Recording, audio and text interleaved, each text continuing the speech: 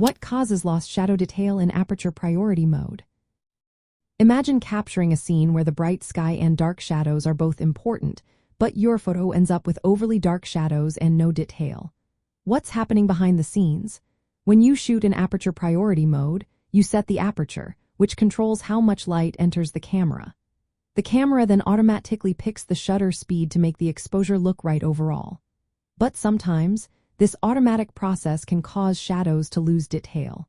Why? It all comes down to how the camera measures and exposes the scene. The camera's metering system looks at the entire scene and tries to expose for what it thinks is a middle tone, about 18% gray.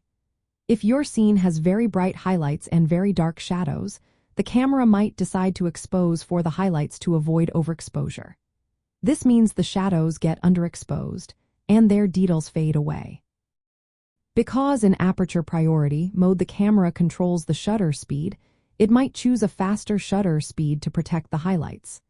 Faster shutter speeds let in less light overall, which makes shadows darker and less detailed.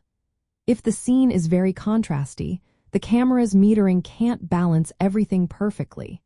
It might underexpose the shadows to keep the highlights from blowing out.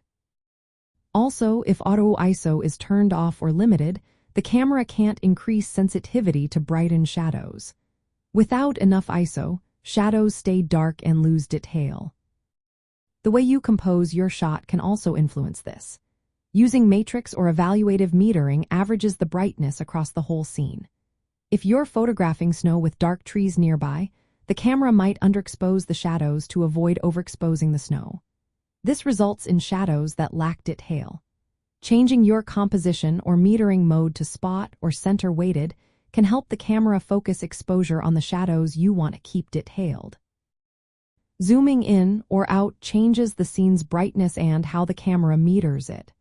Sometimes zooming can cause the camera to adjust shutter speed in a way that makes shadows darker.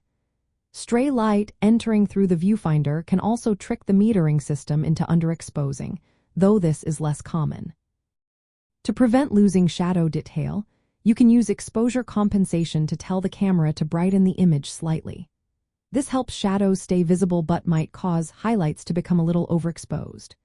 Using spot metering on the shadow areas can also help the camera expose more accurately for those darker parts.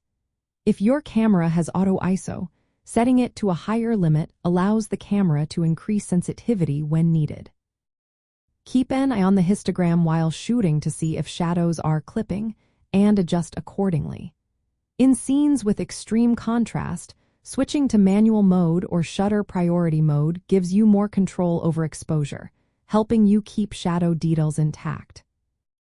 In short, lost shadow detail in aperture priority mode happens because the camera's automatic exposure decisions prioritize overall scene brightness and highlight protection.